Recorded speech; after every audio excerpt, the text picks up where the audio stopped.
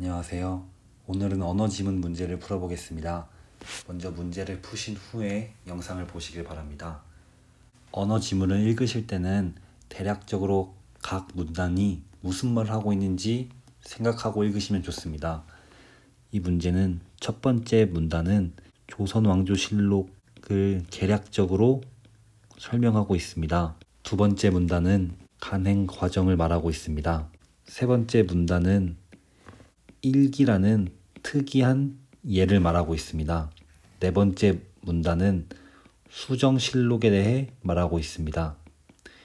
이 정도로 간략한 내용들만 머릿속에 인지한 채 문제를 풀어도 훨씬 문제가 쉽게 풀립니다. 두 번째로 해야 할 것은 중요한 부분들의 표시를 하면서 읽는 것입니다. 저는 보통 세모 표시를 하는데 여기서는 형광펜을 칠해 보겠습니다. 세 번째 문단의 이 부분을 보면 그렇기 때문에, 결과적으로, 즉, 따라서 이렇게 결과를 나타내는 뒷문장은 중요한 문장이라고 볼 수 있습니다. 따라서 이 부분이 보기로 출제되는 일이 많이 있습니다. 또한 밑에 줄에 그런데, 하지만, 그러나 이렇게 역접 부분도 이 뒷부분이나 앞부분이 보기로 출제되는 경향이 많습니다. 따라서 이런 부분을 표시하고 읽으시면 보기에서 문제를 다시 넘어왔을 때 조금 빨리 답의 근거를 찾을 수 있습니다. 또 마찬가지로 마지막 문단의 그러나 이런 부분, 그리고 뭐뭐 때부터는 이렇게 기간에서 일정 기간 동안은 A가 적용되었지만 어느 때부터는 B가 적용되었다. 이 기간도 보기로 출제될 확률이 높습니다. 이제 이것들을 활용해서 보기를 한번 보겠습니다. 효종실록, 이것은 마지막 문단에 근거가 나와 있습니다. 이 효종, 현종, 숙종이 연이어 왕위에 오르는데 뒤에 왕이 실록을 간행함으로써 이 효종실록은 현종 때 한 것임을 알 수 있습니다. 따라서 1번이 정답입니다. 2번 보기를 보면 일기 부분은 이 세 번째 문단을 봐야 합니다. 여기 보면 세조 때 노산군 일기가 간행된 것을 알 수 있습니다.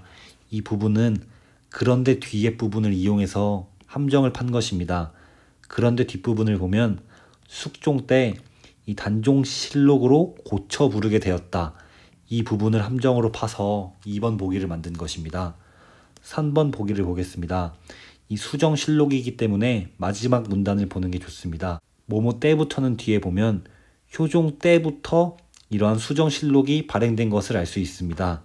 따라서 이 광해군 때 설치된 실록청이 간행하지 않은 것을 알 수 있습니다. 4번 보기를 보면 이것은 첫 문장에 나오는데 태조부터 철종까지 이런 기간을 나타내는 것도 보기로 잘 활용되는 것 같습니다.